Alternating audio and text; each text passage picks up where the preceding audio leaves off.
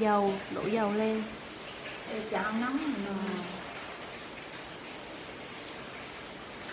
Rồi bắt đầu đổ. Nghe tiếng thôi đã biết ngon rồi.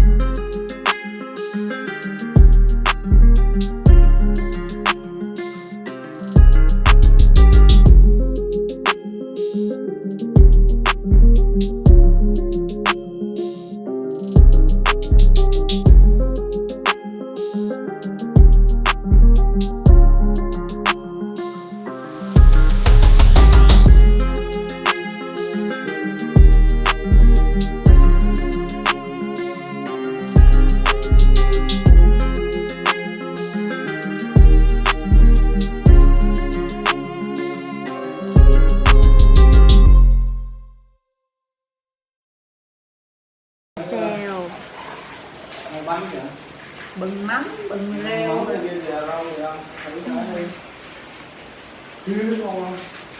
Đồ rêu. Chén mắm này. Đây.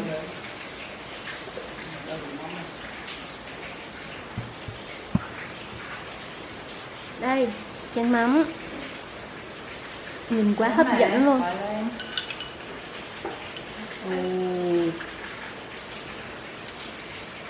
Đây, vừa thơm vừa ngon. Mắm này cũng nhà tự làm luôn nha các bạn ơi. Đây làm từ gì nữa? Muối Cá cơm rồi. có cơm. Đó thấy chua. Ngon, an toàn vệ sinh. Chanh tối, chanh gì cũng ở nhà. Của nhà hết.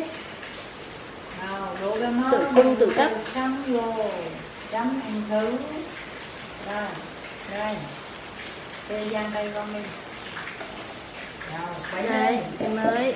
Nắm vô nó. Anh đổ rêu vô cô. Rồi.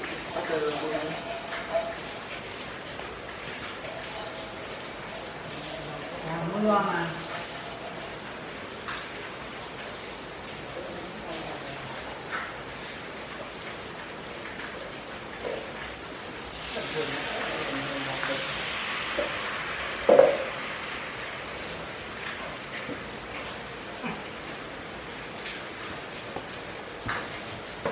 Rau sống.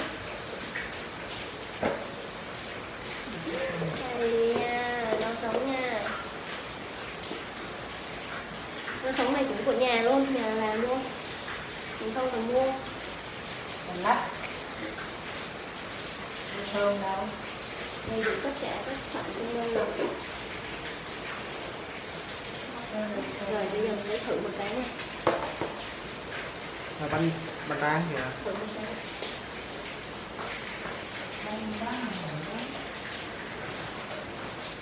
Lấy muốn lên đó nhiều cuốn. Bánh tráng này.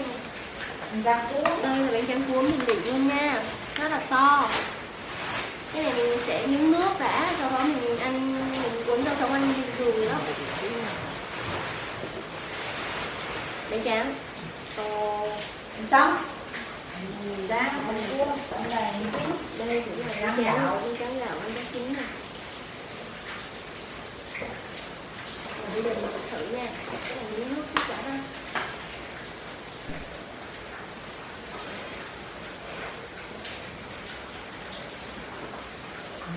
Đây, thưởng thức này. Đây là bánh tráng này, rồi bỏ rau sống lên.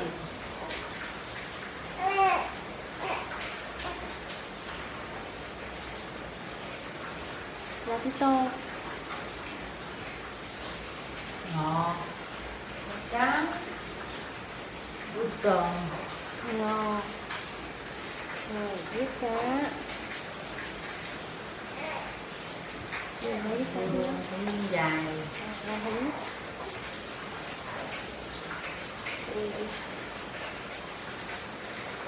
Cái này ăn với rau cải trắng cũng ngon lắm á. Đây, he, bây giờ bắt đầu bỏ bánh nha.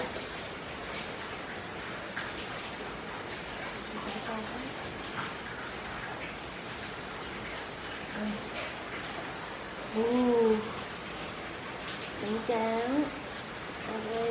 Bánh xèo. Đó.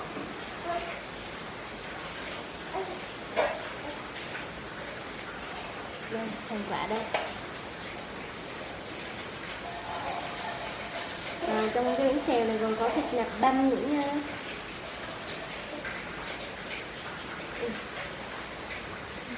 Rồi,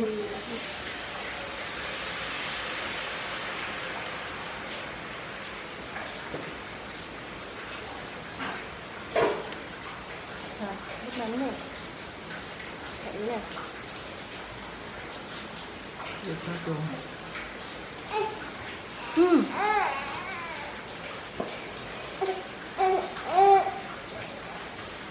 Ngon.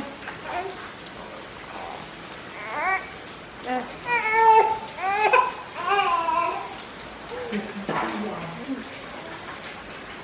Wow. Ăn vị rất là khác so với bánh xèo ở trong Nam.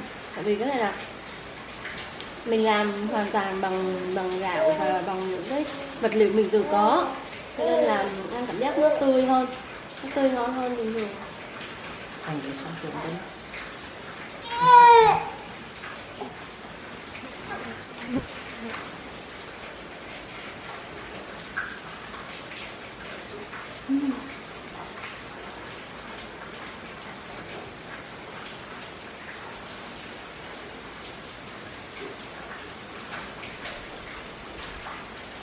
Thơm ngon vô cùng.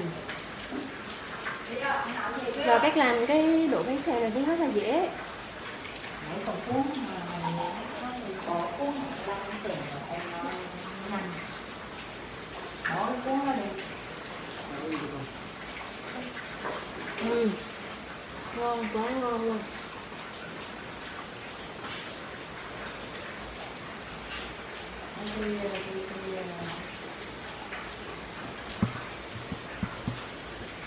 Bỏ cái cuốn lại cho bánh xèo mà em nhanh thì ngon. Ôi,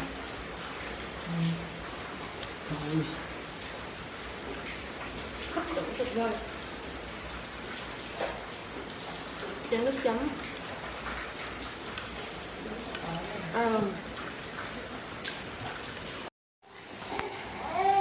Rồi đây là các công bạn và thưởng thức bánh xèo đã hoàn tất. Bánh xèo này rất là ngon. Nếu các bạn muốn thì hãy thử cùng đổ cái bánh xèo này vì cách làm này rất là dễ nha. Rồi cảm ơn các bạn đã chú ý coi nha, và mong các bạn sẽ like và share kênh của mình thật nhiều luôn nha. Cảm ơn mọi người. Bye bye.